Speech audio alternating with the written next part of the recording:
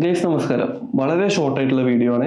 എങ്ങനെയാണ് Kerala state syllabus പഠിക്കുന്ന കുട്ടികൾക്ക് ഇൻഡെക്സ് മാർക്ക് കാൽക്കുലേറ്റ് ചെയ്യുക എന്നുള്ളതാണ്.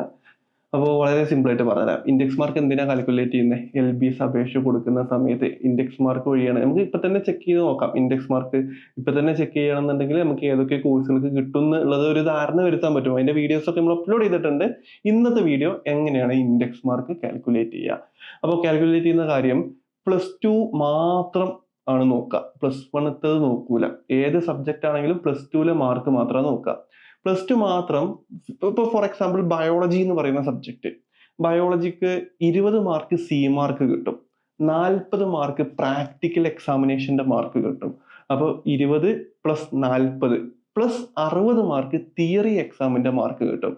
അപ്പൊ 20ഉം 40ഉം 60, 60ഉം 60ഉം 120 മാർക്കാണ് ടോട്ടൽ വരുന്നത്.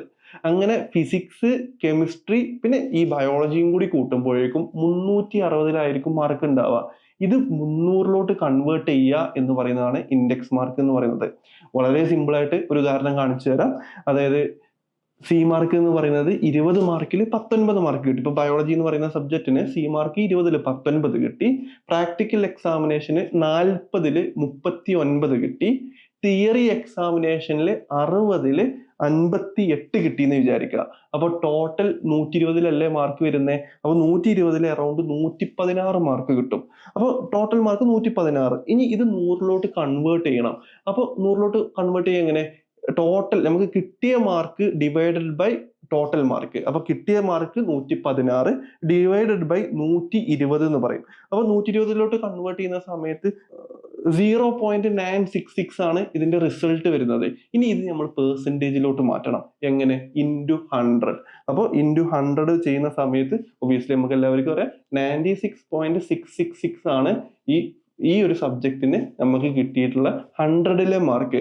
അപ്പൊ ഇത് 100ലോട്ട് കൺവേർട്ട് ചെയ്തു. ഇനി ഇതേപോലെ 20 + 40 + 60 ഫുൾ മാർക്ക് കിട്ടിയ ഒരു കുട്ടിയാണെങ്കിൽ 120 ഡിവൈഡ് ബൈ 120 എന്ന് പറയുമ്പോൾ 1 ആവും.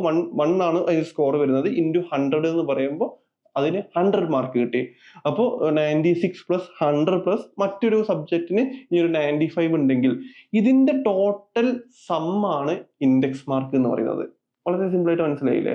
എല്ലാവരും ഇൻഡെക്സ് മാർക്ക് കാൽക്കുലേറ്റ് ചെയ്യുക. താഴെ കമന്റിൽ കമന്റ് ചെയ്യുക നിങ്ങളുടെ ഇൻഡെക്സ് മാർക്ക് എത്രയാണെന്നുള്ളത്. അപ്പോൾ നമ്മുടെ വാട്സപ്പ് ചാനലിലും വാട്സപ്പ് ഗ്രൂപ്പുകളിലൊക്കെ ജോയിൻ ചെയ്യുക. നിങ്ങൾക്ക് എന്ത് ഡൗട്ട് ഉണ്ടെന്നുണ്ടെങ്കിലും നമ്മൾ വാട്സപ്പായിട്ട് കമ്മ്യൂണിക്കേറ്റ് ചെയ്യാം, ഞങ്ങളായിട്ട് കോൺടാക്ട് ചെയ്യാം. അപ്പോൾ അടുത്ത വീഡിയോയിൽ കാണുന്നത് വരെ നന്ദി, നമസ്കാരം.